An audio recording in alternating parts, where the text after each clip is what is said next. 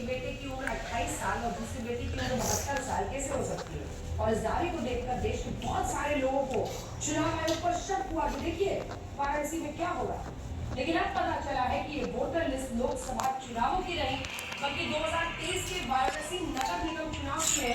और ये स्वामी रामकमल दास वेदांती एक सन्यासी महंत है जो राम जानकी मठ से जुड़े हैं।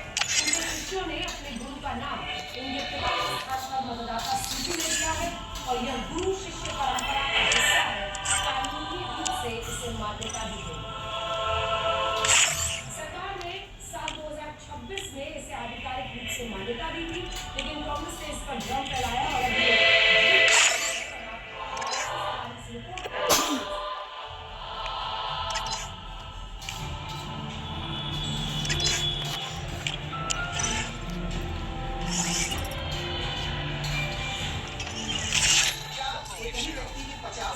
Garcias.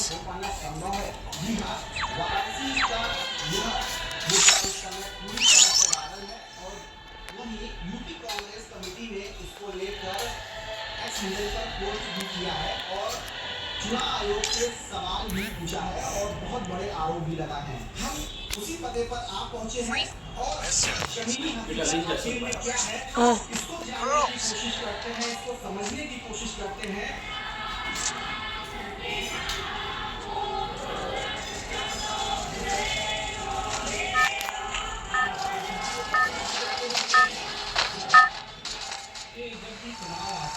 Battle Royale. Start.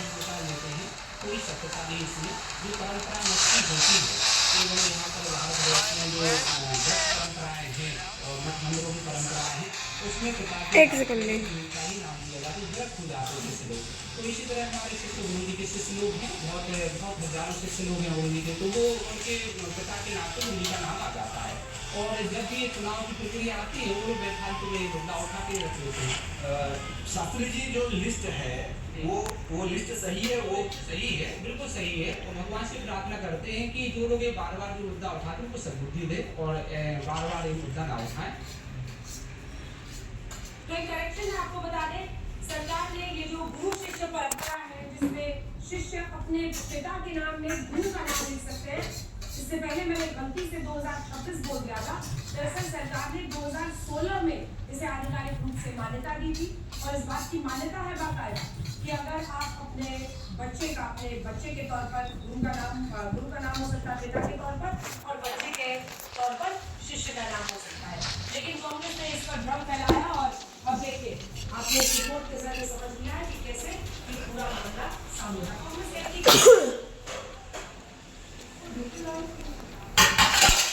कौन उसके बाद अब कांग्रेस के समर्थक अजय राय का स्वागत करके ही दिखा रहे हैं कि सीट पर तो अजय राय जीते और प्रधानमंत्री मोदी की जीत असली नहीं है। लेकिन हमें लगता है कि ये ऐसी हरकत है जिससे हेडलाइन तो बन सकती है लेकिन इससे हमारे लोकतंत्र को भी नुकसान पहुंचे। आज अगर राहुल गांधी से चुनाव हारने वाले बीजेपी के नेता, सोनिया गांधी से चुनाव हारने वाले बीजेपी के नेता, अखिलेश यादव, डिम्पल यादव या अयोध्या की लोकसभा सीट पर चुनाव हारने वाले नेता जश्न मनाने लगे और कहे तो वोट चोरी से जीत गए, नेताओं की जीत नकली है, तो आप क्या करें? क्या कभी इस बात को स्वीकार करेंगे? लेकिन कांग्रेस के नेता इस बात को समझ नहीं रहे।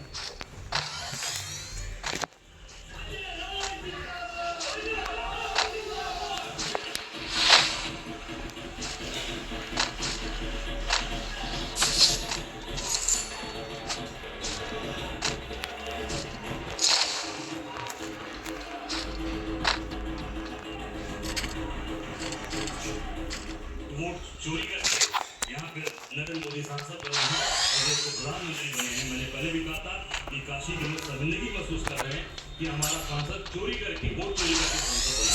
अब एक घर में 50-50 लोग निकल रहे हैं, 60-60 लोग निकल रहे हैं, उनके 49 बच्चे निकल रहे हैं। क्या है ये भी तो सब जांच होने दीजिए, सारी चीजें सामने आ रही है। पूरी तरीके से भारतीय जनता पार्टी ने पूरे देश के अंदर चोरी करके और प्रधानमंत्री बनारस में चोरी करके यहाँ से वोट चोरी करके सांसद बने। बनारस की जनता जो ठानी थी, जो हिंदुस्तान की जनता जो ठानी थी, आज वो सच्चाई करके सामने धीरे धीरे आ रहा है। यहाँ पे नरेंद्र मोदी जी 1.5 लाख से हारत में जबरदस्ती जो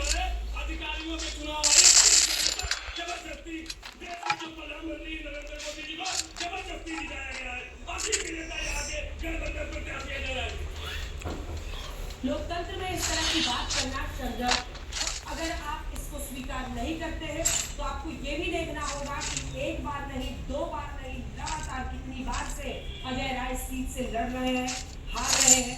प्रधानमंत्री नरेंद्र मोदी बार बार वहां पर जीत रहे हैं। और अगर इस तरह की भाषा उनके शीर्षस्थ नेताओं के खिलाफ रायबरेली से लेकर अमेठी या अन्य जगहों पर वायनाड में इस्तेमाल की जाए तो कांग्रेस के नेता इसे स्वीकार नहीं करेंगे। तो लोकतंत्र का, वोट का, वोटर का इस तरह का मजाक नहीं बनाना चाहिए। गांधी और विपक्षी सांसदों ने मीडिया देवी की टी-शर्ट पहनकर विरोध प्रदर्शन किया और ये कहा था कि उनके वोटर कार्ड पर उनके जन्म का साल 1900 लिखा है, जिससे वो 24 साल की हो जाती है और कांग्रेस ने इसे बड़ा घोटाला बताया। मीडिया देवी ने कहा कि उनके जन्म का साल 1990 था, जो गलती से 1900 हो गया और ये टाइपो एरर था। लेकिन विपक्षी नेताओं ने अपनी राजनीति के लिए उनकी तस्वीर का गलत इस्तेमाल किया। इसका विरोध वो करती है, काफी गुस्से में। सुनिए, प्रियंका गांधी या राहुल गांधी मेरे कौन होते हैं? उनको अधिकार किसने दिया कि मेरे नाम का टिकट, मेरे तस्वीर का फोटो लगा करूँ कि सब करने क्यों कारण क्या है? कौन होते हैं? उनको अधिकार दिया किसने? हमको तो लग रहा है कि बर्बरिया, मगर बर्बरी जो किया उसको क्या लगा? नहीं कर उसको अगर नहीं लगा कौन समझाओ? उसका काम समझाओ क्या है? वोट चोरी के सौदे पर राजनीति तो चल रही है, लेकिन आज एक और खबर ऐसी है जिसका भारत के सामाजिक और धार्मिक सौहार्द पर सीधा असर पड़ता है। खबर यह है कि तेलंगाना और महाराष्ट्र के अलग अलग शहरों में 15 अगस्त को बूचड़खानों, मीट की दुकानों को बंद रखने के आदेश दिए गए, जिस पर अब सवाल इससे उठ रहा है क्योंकि अब तक इस तरह के पैसे त्योहारों के लिए लागू होते थे, लेकिन अब दावा है कि पहली बार स्वतंत्रता दिवस के मौके पर भी बूचड़खानों, मीट की दुकानों को बंद किया जाएगा। थोड़ा सा जोर है और ऐसा लगता है कि अभी लोगों को आधी अधूरी बात बताई जा रही है। अब तक राज्यों के नगर निगम ने इस तरह की पाबंदियां लगाई है। पहला राज्य है महाराष्ट्र और दूसरा राज्य है तेलंगाना। महाराष्ट्र छत्रपति संभाजी नगर की महानगर पालिका ने 15 और 20 बूचड़खानों और मीट की दुकानों को बंद रखने का आदेश दिया।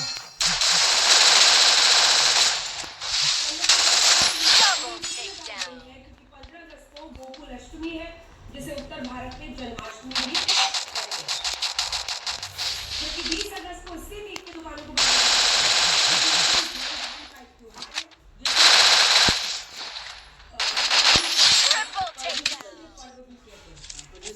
यानी इस बार गोकुल अष्टमी स्वतंत्रता दिवस के मौके पर पड़ रही है, इसीलिए 15 अगस्त को मीट की दुकानों को बंद रखने का कहा गया है।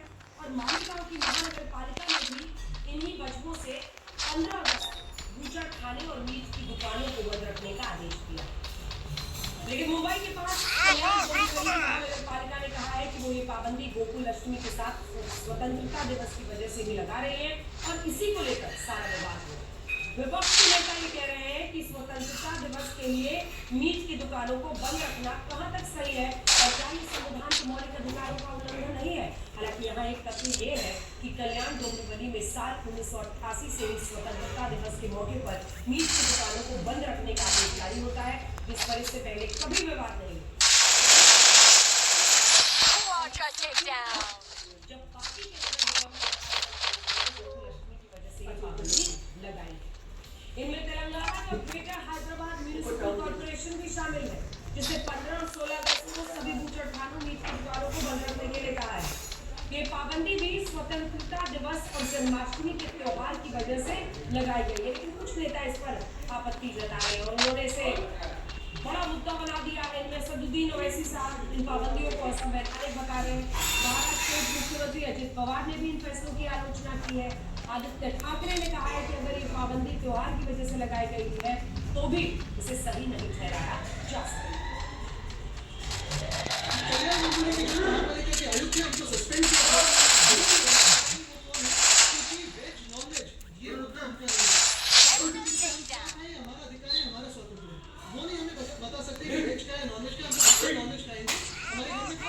हमारे घर में नवरात्रि को भी हम हमारे जो प्रसाद होता है उसमें प्रॉन्स होते हैं, मच्छी होती है, क्योंकि ये हमारा हिंदुत्व है।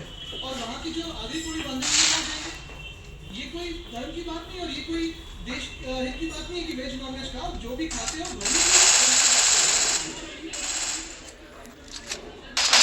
Unstoppable!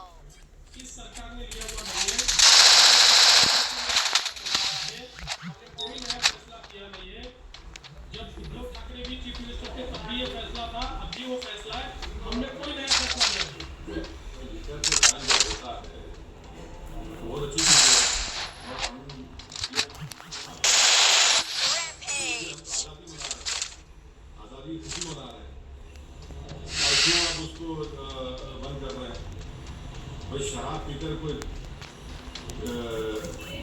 गलत काम कर सकता है। बस ये तो लाइवलीहुड है ना उसकी, जो गोश्त बेचना और उसमें तो कोई मोर देन 90% लोग तेलंगाना में खुश आते हैं। बहुत सारे राजनीतिक विश्लेषक ये सोच रहे हैं कि मीट से, चिकन से जुड़ा हुआ कोई मुद्दा आपको असदुद्दीन ओवैसी के कद के नेता सांसद तुरंत उस पर बोलने के लिए इतने आतुर क्यों दिखते हैं। ये सारा विवाद इसलिए हो रहा है क्योंकि इस बार जन्माष्टमी का त्योहार 15 और 16 अगस्त की तारीख को पड़ रहा है, जब भारत अपना स्वतंत्रता दिवस भी मनाता है।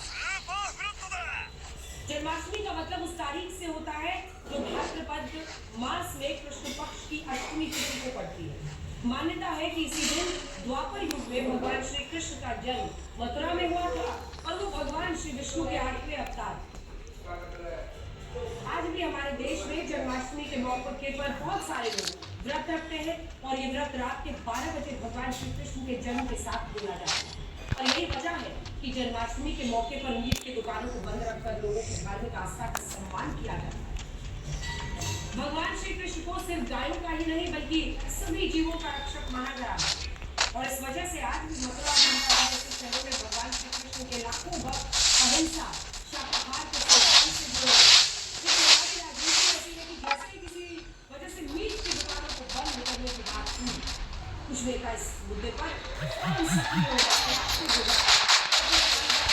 जवाब नहीं देंगे, लेकिन इस मुद्दे पर बोलने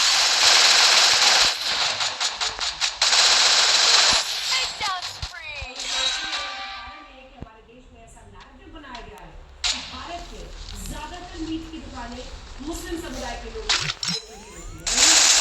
लोग